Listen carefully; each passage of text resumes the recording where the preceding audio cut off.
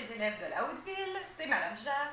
Je t'explique le travail à faire pour la 4e semaine. Déjà la 4e semaine, il nous en reste juste 2.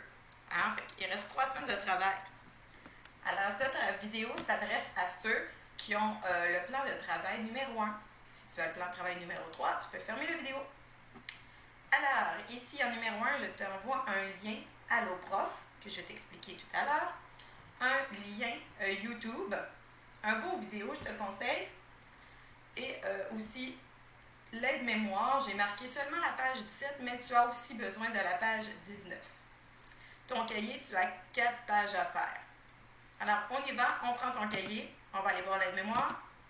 Alors, à la page 17, tu as tous les types d'angles.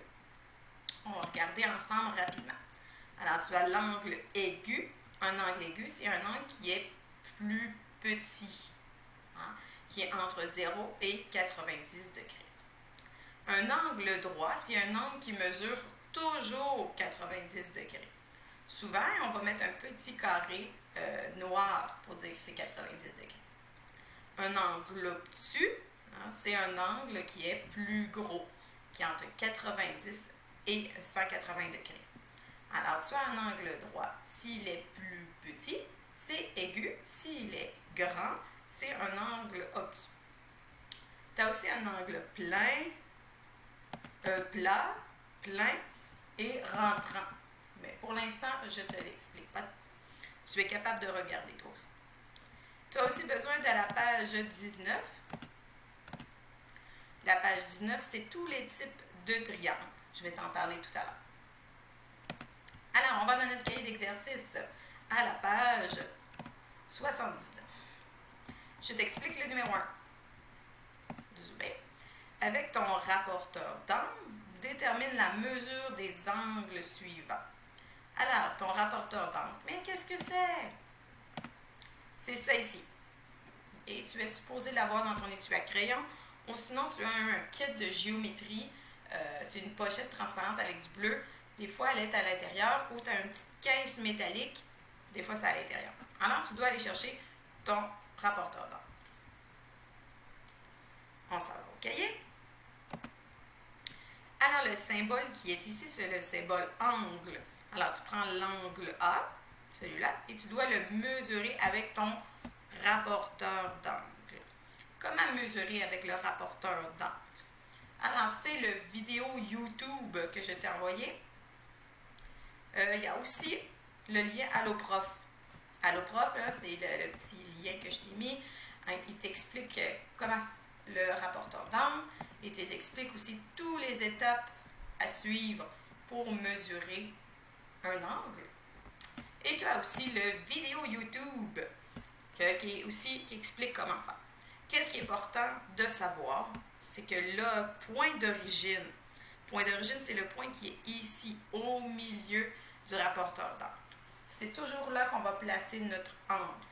Et tu as la ligne qui est ici, qui est la ligne plate ici, c'est la ligne de foi. Très importante aussi. Alors, je te laisse regarder la vidéo pour t'expliquer. Alors, voyons maintenant comment utiliser le rapporteur. Alors, nous avons un angle à mesurer. Nous voulons installer l'origine de notre rapporteur sur le sommet et la ligne de foi sur un des côtés de l'angle. Par la suite, pour la mesure, nous utilisons notre logique. Si l'angle est plus petit que 90 degrés, nous savons que la mesure sera celle plus petite. Alors, c'est le cas ici. Nous avons un angle aigu. Très important. Alors, on sait qu'un angle de 90 degrés, c'est ça ici, hein, c'est marqué 90, 90. Alors, s'il est plus petit que 90 degrés, c'est un angle aigu. Alors, il faut utiliser les petits chiffres. Si notre angle est plus grand que 90 degrés, c'est un angle obtus. Alors, il faut utiliser les grands chiffres. Alors, il faut être logique. Donc, en nous rendant la mesure vis-à-vis de l'autre côté, nous avons 40 degrés. Alors, il aurait été logique de prendre 140 degrés, alors que nous avons un angle aigu, plus petit que 90 degrés. Voyons maintenant d'autres. Alors, la réponse était de 40 degrés. Alors, il y avait l'angle sur le point d'origine, une ligne de l'angle, juste une ligne sur la ligne de foi, et la réponse à l'autre ligne était sur 40, pour 40 degrés.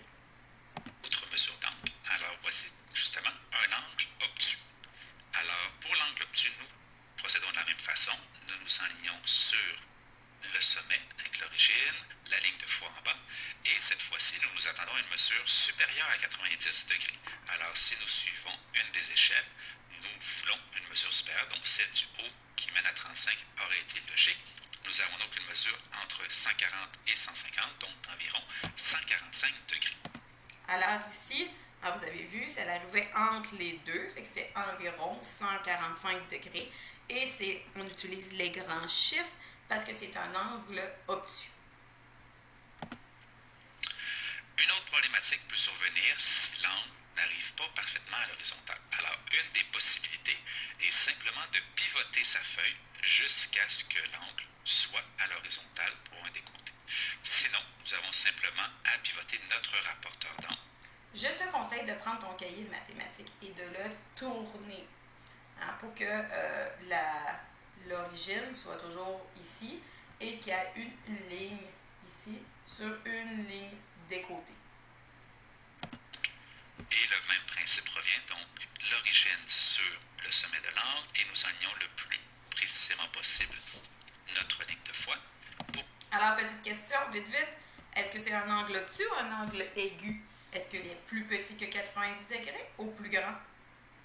Alors, il est plus petit que 90 degrés. Alors, est-ce qu'on utilise les grands chiffres ou les petits chiffres? On utilise les grands chiffres. Alors, selon toi, combien qu'il mesure si tu regardes bien la ligne? On va voir dans la vidéo. Pour obtenir dans ce cas-ci un angle aigu, et nous allons voir la petite mesure en dessous de 90 pour avoir obtenu environ 61 degrés. Et finalement, un dernier exemple. C'est un angle. Je ne vais pas le mettre le dernier exemple, mais tu peux toujours aller voir la vidéo au complet. Il est quand même long, 9 minutes. Je ne le mettrai pas au complet. Alors, je retourne au cahier d'exercice. Alors, tu dois trouver tous les angles ici, la mesure avec ton rapporteur d'angle. Numéro 2. Tu dois identifier le type d'angle. Alors, tu regardes l'angle qui est ici. Tu dois me dire le type d'angle. Alors, je te conseille d'aller à la page 17 de ton aide-mémoire. Alors, le numéro A, on regarde ici, il est comme ça. Ah, ça ressemble beaucoup à celui-là ici, qu'on appelle un angle plein. Je mets aussi. Ça ressemble beaucoup à ça ici. Alors, on appelle ça un angle plein. Alors, tu dois l'écrire ici, angle plein. La même chose pour les autres. On passe à la page suivante, à la page 80. 80. Il te demande détermine la mesure manquante. Tu as un triangle. Il te demande ici de combien mesure l'angle qui est ici. Sur ta feuille de notes, je t'ai fait je t'ai mis un beau petit dessin qui est marqué la somme des trois angles. Alors ça et somme, ça veut dire plus, est égal à 180 degrés. Ça veut dire que si je fais ça égale 180 degrés. J'ai tapé. Je l'ai un peu plus grand, mais pas beaucoup plus clair. Alors, si j'additionne ces trois côtés-là, j'ai trois angles-là, j'obtiens 180 degrés. Un triangle, l'intérieur d'un triangle, les angles mesurent toujours 180 degrés. Alors, on va faire un exemple ensemble. J'ai ici un angle de 30 degrés. J'ai ici un angle de 40 degrés. Combien va mesurer ça? Si je sais que le total sera de 180. Alors, pour le faire, tu fais 30 plus 40, 70, et le total, qui est 180, moins 70, égale 110. Alors, la réponse de B serait de 110 degrés. Alors, tu es capable de faire la page 80. Tu as aussi deux petites questions dans le bas. On va regarder ensemble. Oups, là, j'étais trop vite.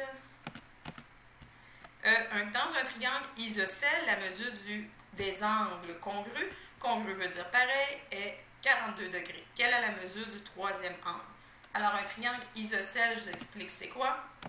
Un triangle isocèle, ça veut dire, quand il y a les deux petites lignes ici, que les deux lignes ici sont égales, c'est-à-dire de la même longueur. Ça veut aussi dire que les deux angles qui sont ici sont égales. Alors, si il faut bien savoir qu'un triangle isocèle, les deux côtés sont égales et les deux triangles ici sont égales.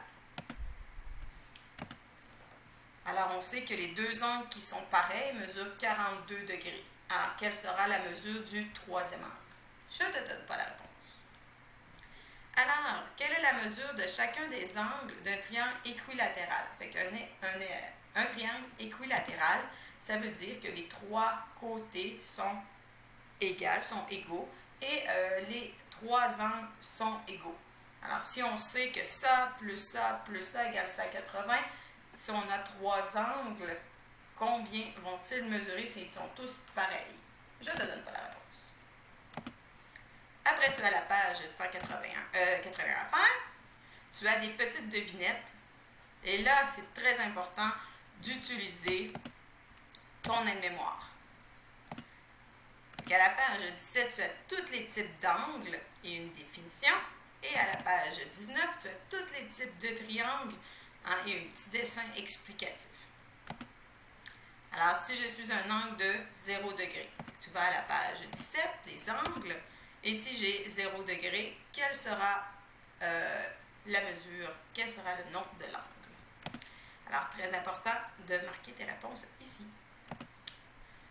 Aussi, après, tu as la page 82 à faire. Alors, le numéro 1, A, B, C, tu dois dire si c'est vrai ou faux. Le tableau suivant, tu me dis le type d'angle qui c'est. Et ici, tu me dis si c'est vrai ou faux. C'est plus difficile, cette page-là. Je le sais. Alors, mais tu es capable. Alors, c'était le travail de cette semaine. J'espère que tu es correct. Si tu as des questions, écris-moi, ça me fera plaisir de te répondre. Je te souhaite une belle semaine.